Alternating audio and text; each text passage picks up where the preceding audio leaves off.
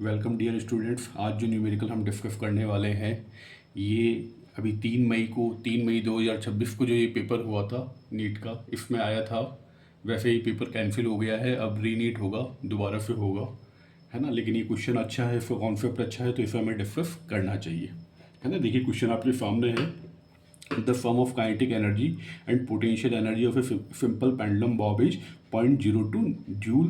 The speed of simple pendulum bob is at equilibrium position is approximately mass of bob is 20 ग्राम, है ना। तो देखो इसमें एक सिंपल पेंडुलम दिया हुआ है, सिंपल पेंडुलम है ना। हम जानते हैं सिंपल पेंडुलम ऐसा होता है ना, इस तरह से वो ऑसिलेट करता है ना, इस बात पर। ठीक है, देखो उसका मास दिया हुआ है 20 ग्राम, तो इसे हम केजी में कन्वर्ट कर लेते हैं। 20/1000 यानी कि 1/50 केजी। और क्या दिया हुआ है, टोटल एनर्जी, है ना। Total energy kinetic energy plus potential energy का सम जो है वो 0.02 जूल दिया हुआ है, यानी टोटल मैकेनिकल एनर्जी जो है वो 0.02 जूल है। अब इन्होंने बोला है स्पीड बतानी है हमें सिंपल पेंडुलम की जब वो इक्विलिब्रियम पोजीशन में होगा।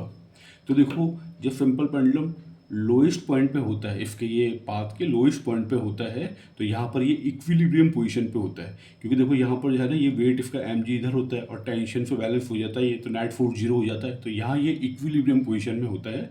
तो इस पॉइंट पर हमें इसका स्पीड बताना है ना। और देखो ये बॉटम मोस्ट पॉइंट पे, लोएस्ट पॉइंट पे है, तो यहाँ पर इसकी जो सारी एनर्जी होगी वो काइनेटिक एनर्जी की फॉर्म में ही होगी, है ना। तो बेसिकली है ना, जैसे लोएस्ट पॉइंट पर टोटल मैकेनिकल एनर्जी जो है वो काइनेटिक एनर्जी की फॉर्म में होगी, है ना। तो ये हाफ एम वी स्क्वायर को अपन टोटल मैकेनिकल एनर्जी के इक्वेट कर देते हैं, है ना। तो ये half M V square equal to 0.02 joule, है ना। और इसमें वैल्यू पुट कर देते हैं मास का, 1/50 V square is equal to 0.02, है ना।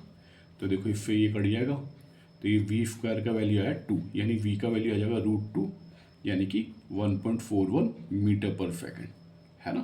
तो देखो 1.41, ये second option is the correct answer, है ना। देखिए बच्चों, मैं आपको एक बार क्वेश्चन ही समझा देता हूँ, है ना। देखो ये सिंपल पेंडुलम जो है ये इस तरह से रोटेट होता है, इस तरह से ऑसिलेट होता है।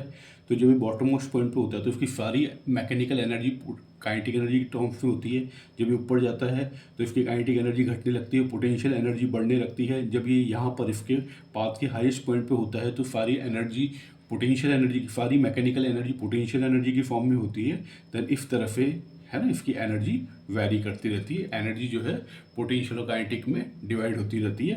और जब लोएस्ट पॉइंट पे होता है तो सारी एनर्जी काइनेटिक एनर्जी की फॉर्म में होती है। तो मैंने यहाँ काइनेटिक एनर्जी को टोटल मैकेनिकल एनर्जी जो गिवन थी उसके इक्वेट कर दिया, है ना, और सिंप्लीफाई किया, तो वी का वैल्यू जो है 1.41 मीटर पर सेकेंड, है ना, आ गया। ठीक है ना। देखो वर्क पर पावर एनर्जी का ये क्वेश्चन है, conservation of mechanical energy concept इस पर लगा है, अच्छा कॉन्सेप्ट है, इसीलिए ये क्वेश्चन मैंने डिस्कस किया। ठीक है, चलो बच्चों अब अगला क्वेश्चन डिस्कस करते हैं। देखो नेक्स्ट क्वेश्चन आपके सामने है ये भी एनएलएम का क्वेश्चन है, फ्रिक्शन इसमें काम आ रहा है ना। देखो क्वेश्चन पढ़ते हैं, दिया हुआ है, देखो a box of mass 15 kg is kept on a floor of a stationary trolley, है ना। तो देखो इसमें है ना डायग्राम बना लेते हैं इसका, जो गिवन कंडीशन उसका, एक ट्रॉली दी हुई है ना, उस पर एक बॉक्स रखा हुआ है, इसका मास है 15 kg। ठीक है, अब इन्होंने बोला अच्छा फ्रिक्शन दिया हुआ है, इस सरफेस का फ्रिक्शन दिया हुआ है, फ्रिक्शन स्टैटिक फ्रिक्शन कोफिशिएंट दिया हुआ है 0.12, है ना। अब keeping the box is stationary straight over the trolley, the maximum acceleration with which the trolley can be move horizontally, है ना। तो देखो यूँ बोल रहे हैं कि ये इस ट्रॉली को किस मैक्सिमम एक्सीलरेशन से ले जाए कि ये ब्लॉक इस पर रेस्ट में बना रहे।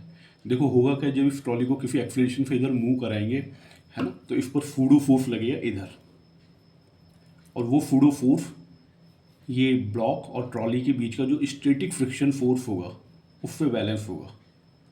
तो ये स्टैटिक फ्रिक्शनल फोर्स से अगर फूडो फोर्स कम रहेगा तब तक तो स्टेशनरी रहेगा ये, और अगर ये फूडो फोर्स को एक्सीड कर दिया तो ये पीछे गिर जाएगा, है ना।